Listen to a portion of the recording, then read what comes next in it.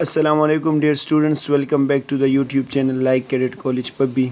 Now dear students, as you know very well, we have started the class 6 science unit 3 structure and function of sensory organ, and today our topic is about the third sensory organ. The name of this sensory organ is ear, जो कि कान जो होते हैं हमारे body को balance भी करते हैं, हमारे बॉडी को तवाज़न भी देता है। ठीक है स्टूडेंट्स, इस टॉपिक में हम कान के स्ट्रक्चर के बारे में पढ़ेंगे कि कान के स्ट्रक्चर में कौन कौन सी चीज़ें मुश्तमिल है।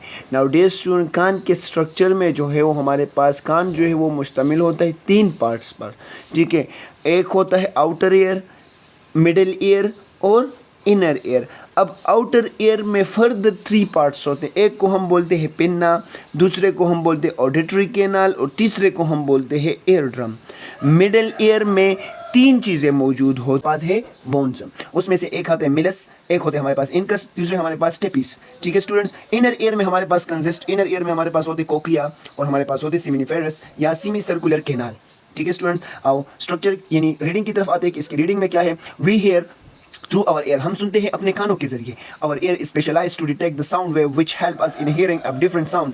The ear is not only involved in hearing but also help to maintain the balance of the body. Now dear student, structure, the human ear has 3 basic part: outer ear, middle ear, inner ear. Outer ear consists of 3 basic parts: pinna, ear canal and eardrum. Pinna is a visible part of the ear made up of cartilage and covered with the skin. Now dear student, इसके 3 part होते हैं। ठीक है, एक को हम बोलते हैं आउटर ईयर, मिडिल ईयर और इनर ईयर। आउटर ईयर में क्या होते हैं हमारे पास, जो उसके फर्दर 3 पार्ट्स होते हैं। एक को हम बोलते हैं पिन्ना, दूसरे को हम बोलते हैं ऑडिटरी कैनाल, तीसरे को हम बोलते हैं क्या, ईयर ड्रम। अब पिन्ना क्या चीज़ है, ये हमारे पास पिन्ना जो है ये हमारे पास एक्सटर्नल जो बाहर वाला कान आप लोग को नजर आता है, this is called pinna.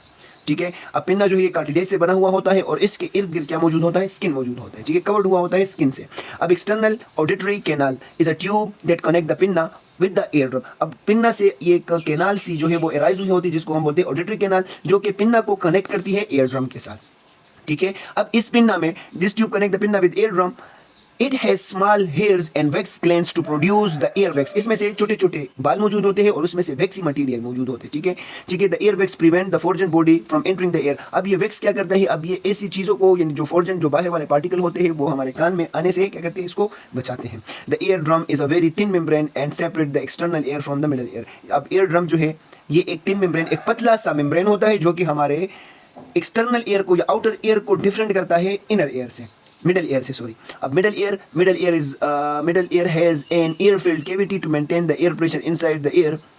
There are also 3 small bones inside the middle ear named milus, incus and stapes. अब जो है हमारे पास मिडल ईयर में क्या होता है, ये फील्ड होता है किस चीज़ से, हवा से। एयर फील्ड कैविटी यानी ये कैविटी होती है जो कि हवा से भरी हुई होती है, यानी साउंड वेव से भरी हुई होती है। ठीक है, अब इसमें से 3 छोटे छोटे बोन मौजूद होते हैं। ठीक है, एक को हम बोलते हैं मेलस, इनकस और स्टेपिस।